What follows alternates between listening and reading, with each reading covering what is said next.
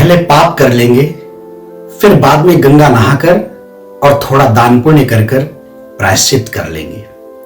ऐसा विचार बहुत सारे लोग रखते हैं और कुछ लोग तो ऐसा मानते भी हैं कि हां, ऐसा किया जा सकता है, क्योंकि गंगा नहाने से तो पाप जलते ही हैं, दान पुण्य करने से तो पाप घटते ही हैं।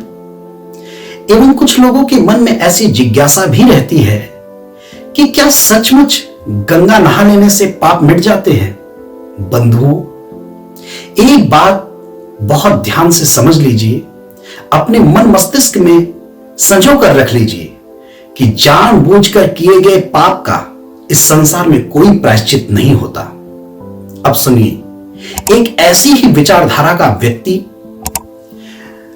जो कि ऐसा मानता था कि एक बार स्नान करने से सारे पाप जलकर नष्ट हो जाते हैं, वो प्रतिवर्ष पाप करता और वर्ष में एक बार जाकर गंगा नहाता और ऐसा मानता सोचता कि मेरे एक वर्ष में जितने भी पाप थे वो मैं गंगा में बहा आया।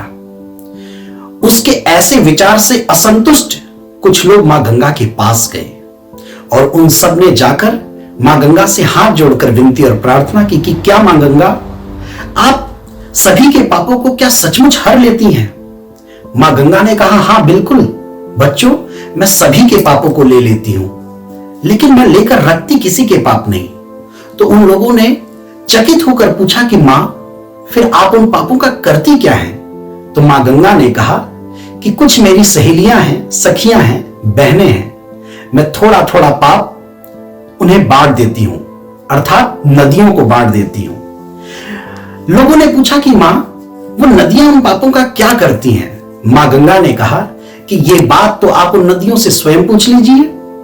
मां गंगा के आह्वान पर वे सभी नदियां प्रकट हुई और जब लोगों ने उनसे पूछा कि आप उन पापों का क्या करती हैं, तो उन नदियों ने कहा कि घूमती फिरती हम सब उन पापों को ले जाकर समुद्र में डाल देती हैं।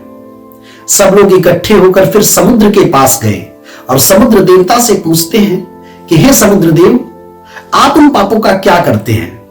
तो समुद्र देवता उत्तर देते हैं कि वैसे तो मैं अथाह हूं, पर पाप कोई रखने की चीज थोड़ी है जो मैं उसे संभाल कर रखूं, इसलिए उन पापों को मैं भी नहीं रखता। तो लोगों ने पूछा कि आप उन पापों का क्या करते हैं? तो समुद्र देवता ने कहा कि मैं उन पापों को बादलों को दे देता हूं, वाष्प के रूप में वह सब बादलों तक पहुंच जाते हैं।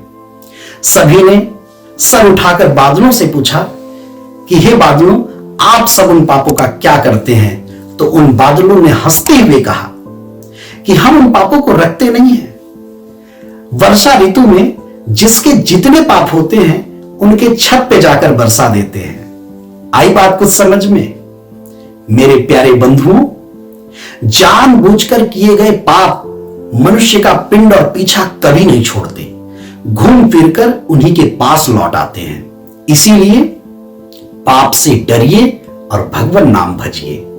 राधे राधे।